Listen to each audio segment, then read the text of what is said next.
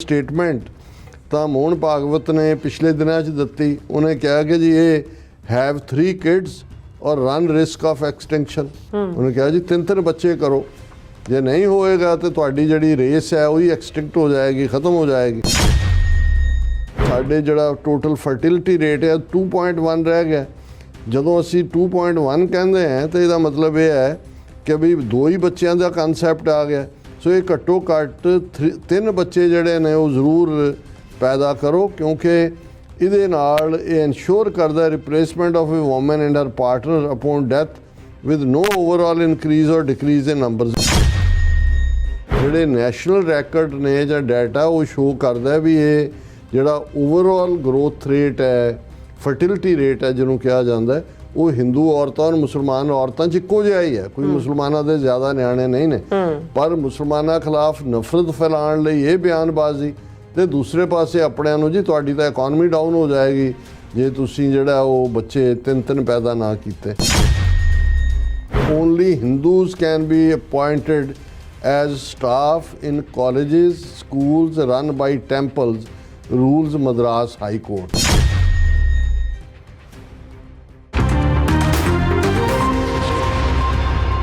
Viewers welcome back to programme. So ਵੀ ਇਸ ਗੱਲਬਾਤ ਕਰਾਂਗੇ ਕਿ ਆਰਐਸਐਸ ਦੇ ਮੁਖੀ ਮੋਹਨ ਭਾਗਵਤ ਨੇ ਕਿਹਾ ਹੈ ਕਿ ਹਰ ਹਿੰਦੂ ਪਰਿਵਾਰ ਦੇ ਘੱਟੋ ਘੱਟ ਜਿਹੜੇ 3 ਬੱਚੇ ਹੋਣੇ ਚਾਹੀਦੇ ਨੇ। ਜਿਸ ਤਰ੍ਹਾਂ ਨਾ ਹੋਇਆ ਤਾਂ ਹਿੰਦੂ ਨਸਲ ਖਤਮ ਹੋ ਜਾਵੇਗੀ। ਸੋ ਇਸ ਦੇ ਨਾਲ ਆਰਐਸਐਸ ਵੱਲੋਂ ਬੰਗਲਾਦੇਸ਼ ਦੀਆਂ ਘਟਨਾਵਾਂ ਦੀ ਆੜ ਵਿੱਚ ਮੁਸਲਮਾਨਾਂ ਵਿਰੁੱਧ ਜਿਹੜਾ ਪੁੱਜ ਕੇ ਹਿੰਦੂ ਪ੍ਰਚਾਰ ਕੀਤਾ ਜਾ ਰਿਹਾ ਅਤੇ ਅਦਾਲਤਾਂ ਦਾ ਸਹਾਰਾ ਲੈ ਕੇ ਮਸੀਤਾਂ ਦੇ ਉੱਪਰ ਕਬਜ਼ੇ ਲਈ ਜਿਹੜੇ ਦਾਅਵੇ ਨੇ ਉਹ ਠੋਕੇ ਜਾ ਰਹੇ ਨੇ। ਸੋ ਇਸ ਬਾਰੇ ਆਪਾਂ ਗੱਲਬਾਤ ਕਰਨ ਜਾ ਰਹੇ ਹਾਂ। ਸੋ ਅਸੀਂ ਚਾਹਾਂਗੇ ਕਿ ਤੁਸੀਂ ਇਸ ਤਰ੍ਹਾਂ ਬਣੇ ਰਹਿਣਾ, ਦੇਖਣ ਸੁਣ ਲਿਆ, ਲਿਖਣ ਲਈ ਤੁਹਾਡਾ ਸਭ ਦਾ ਬਹੁਤ ਬਹੁਤ ਧੰਨਵਾਦ ਜੀ। ਰਾਜ ਸਾਹਿਬ ਕੀ ਵਿਚਾਰਾਂ ਨੇ?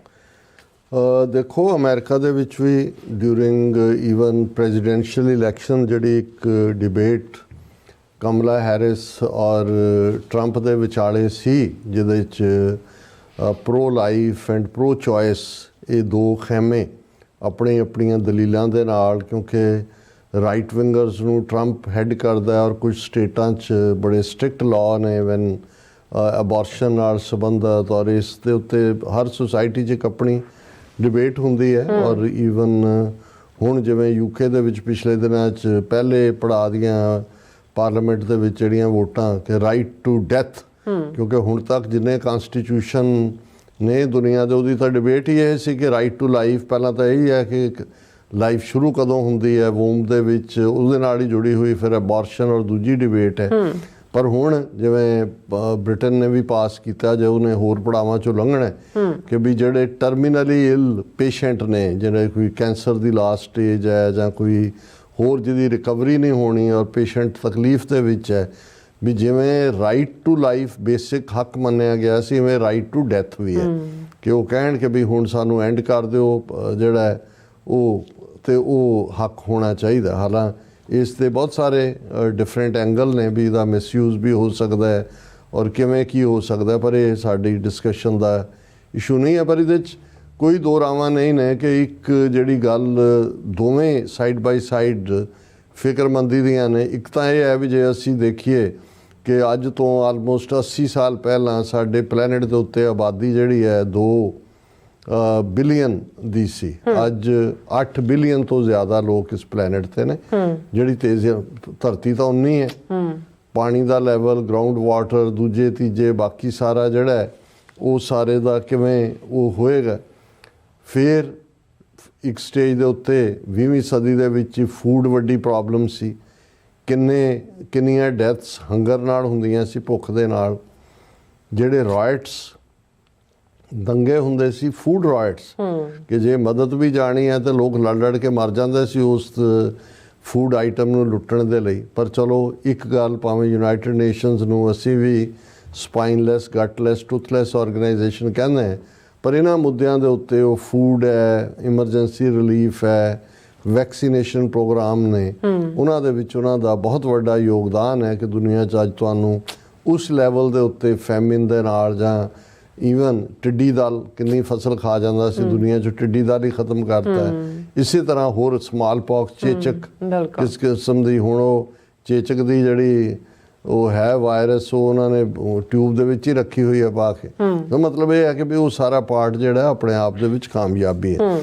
ਹੁਣ ਇੱਕ ਪਾਸੇ ਤਾਂ ਇਹਦੇ 'ਚ ਕੋਈ ਸ਼ੱਕ ਨਹੀਂ ਹੈ ਕਿ ਜ਼ਿੰਦਗੀ ਦੀਆਂ ਵੈਲਿਊਜ਼ ਵੀ ਬਦਲ ਰਹੀਆਂ ਨੇ। ਅਸੀਂ ਆਪਣੇ ਪਰਿਵਾਰਾਂ ਜਾਂ ਆਪਣੀ ਕਮਿਊਨਿਟੀ 'ਚ ਵੀ ਦੇਖ ਰਹੇ ਹਾਂ, ਕਿੱਥੇ ਤਾਂ 14-15 ਸਾਲ ਦੀ ਉਮਰ 'ਚ ਫਿਕਰ ਸ਼ੁਰੂ ਹੋ ਜਾਂਦਾ ਸੀ ਬੱਚੀ ਦਾ ਵਿਆਹ ਕਰਨ ਦਾ ਜਾਂ ਦੂਜਾ।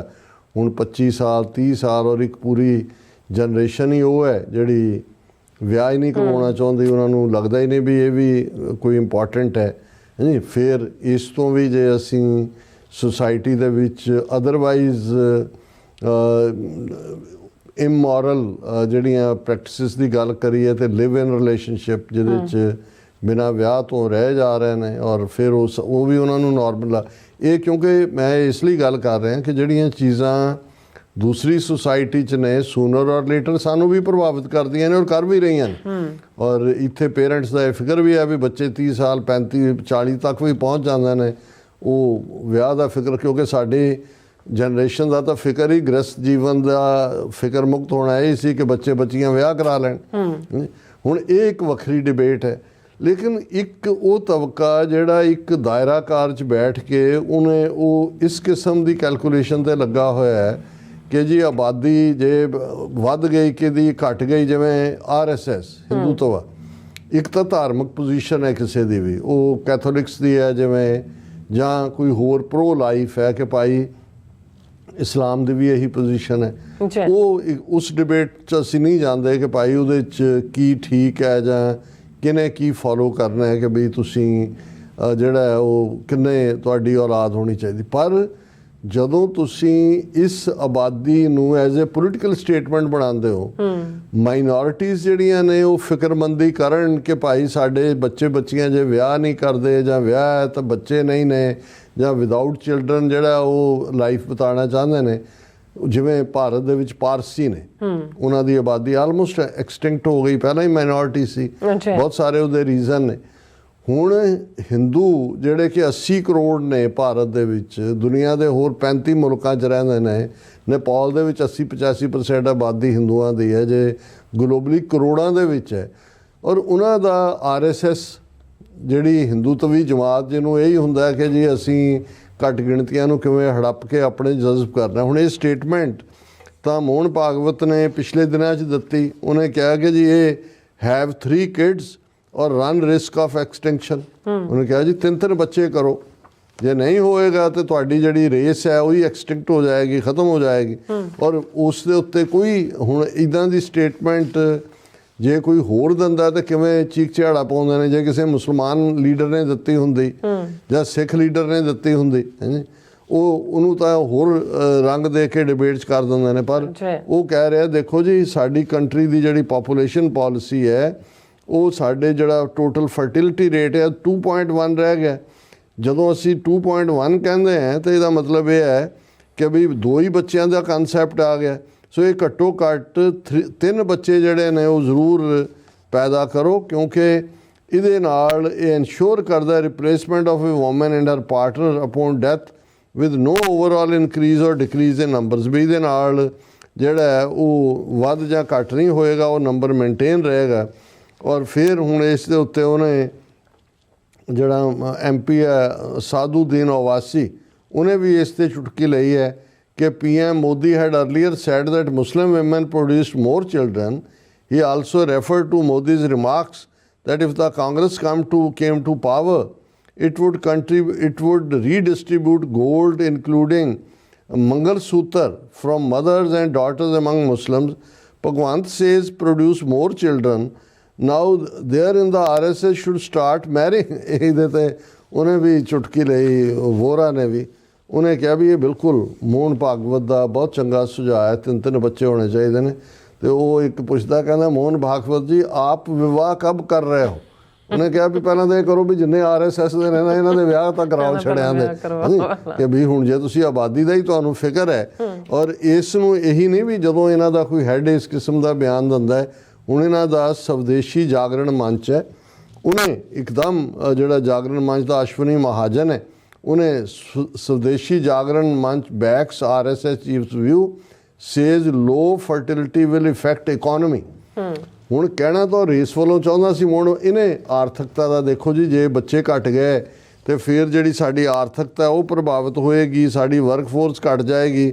ਵੀ must understand that if we fail to rise to the occasion,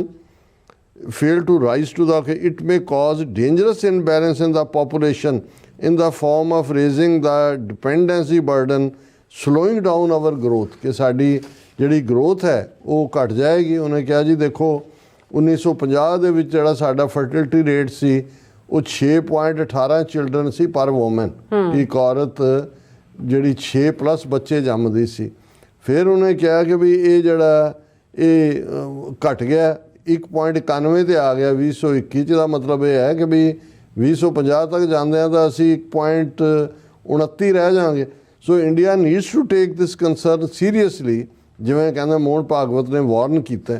ਹੁਣ ਇੱਕ ਪਾਸੇ ਤਾਂ ਇਹ ਇਸ ਕਿਸਮ ਦੀ ਬਿਆਨਬਾਜ਼ੀ ਦੇ ਨਾਲ ਇੱਕ ਮਾਹੌਲ ਸਿਰਜ ਰਹੇ ਨੇ, ਦੂਸਰੇ ਪਾਸੇ ਅਸੀਂ ਦੇਖਦੇ ਹਾਂ ਕਿ ਕਿਵੇਂ ਇਹਨਾਂ ਨੇ ਘੱਟ ਗਿਣਤੀਆਂ ਦੇ ਲਈ ਸਪੇਸ ਕਲੋਜ਼ ਕੀਤਾ ਹੈ।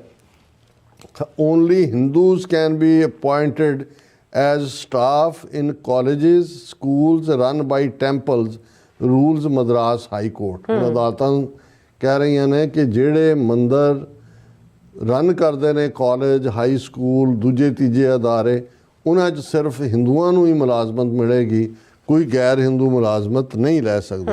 ਔਰ ਨਫ਼ਰਤ ਦਾ ਆਲਮ ਇਹ ਹੈ ਕਿ ਭਾਈ ਅਸਾਮ ਦਾ ਚੀਫ ਮਿਨਿਸਟਰ ਉਹਨੇ ਆਰਡਰ ਕੱਢ ਦਿੱਤਾ ਕਿ ਬਈ ਸਿਰਫ ਜਿਹੜਾ ਹੈ ਉਹ ਕੋਈ ਘਰ 'ਚ ਉਹਨਾਂ ਨੇ ਹੈ, ਔਰ ਇਹ ਸਾਰੇ 'ਚ ਉਹਨੇ ਕਿਹਾ ਜੀ ਗਊ ਮਾਸ ਦੇ ਉੱਤੇ ਪਾਬੰਦੀ ਹੈ, ਕਿਤੇ ਵੀ ਪਬਲਿਕ ਫੰਕਸ਼ਨ ਦੂਜੇ ਤੀਜੇ। ਮਤਲਬ ਹੁਣ ਅਸਾਮ ਦੇ ਵਿੱਚ ਆਲਮੋਸਟ 35% ਦੇ ਕਰੀਬ ਆਬਾਦੀ ਮੁਸਲਮਾਨ ਆਬਾਦੀ ਹੈ, ਜਿਨ੍ਹਾਂ ਦੀ ਮਾਸ ਜਿਹੜਾ ਗਊ ਮਾਸ ਉਹਨਾਂ ਦੇ ਫੂਡ ਦਾ ਹਿੱਸਾ ਹੈ। ਅੱਛਾ, ਲੇਕਿਨ ਉਸ ਦੇ ਉੱਤੇ ਸਰਕਾਰ ਸਕੂਲਾਂ 'ਚ ਕੀ ਕਰ ਰਹੀ ਹੈ, ਦੂਜਾ ਕੀ ਕਰ ਰਹੀ ਹੈ।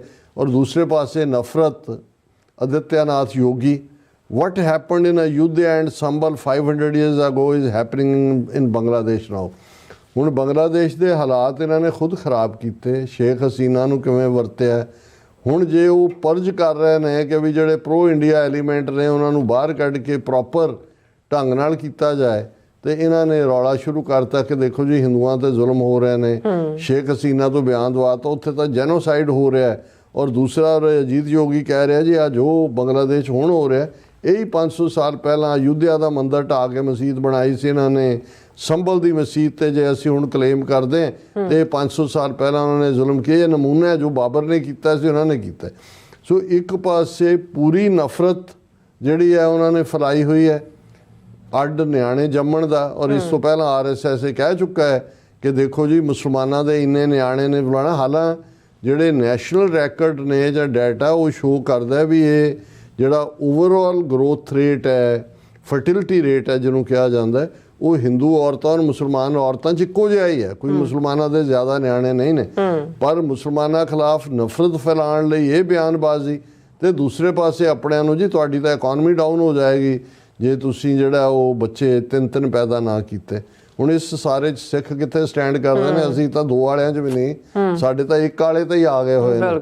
ਔਰ ਅਸੀਂ ਕਿੱਧਰ ਨੂੰ ਜਾ ਰਹੇ ਹਾਂ ਤੁਸੀਂ ਅੰਦਾਜ਼ਾ ਲਾਓ ਕਿ ਜਿਨ੍ਹਾਂ ਦੇ ਨਾਲ ਵਸੇਵੇਂ ਜਾਂ ਜਿਹੜੇ ਉੱਥੇ ਮੁਲਕ ਦੇ ਮਾਲਕ ਬਣੇ ਹੋਏ ਨੇ ਉਹ ਕਿਹਨਾਂ ਨੀਤੀਆਂ ਤੇ ਨੇ, ਜਿਹੜੇ ਆਲਰੇਡੀ 80 ਕਰੋੜ ਉੱਥੇ ਵਸਦੇ ਨੇ।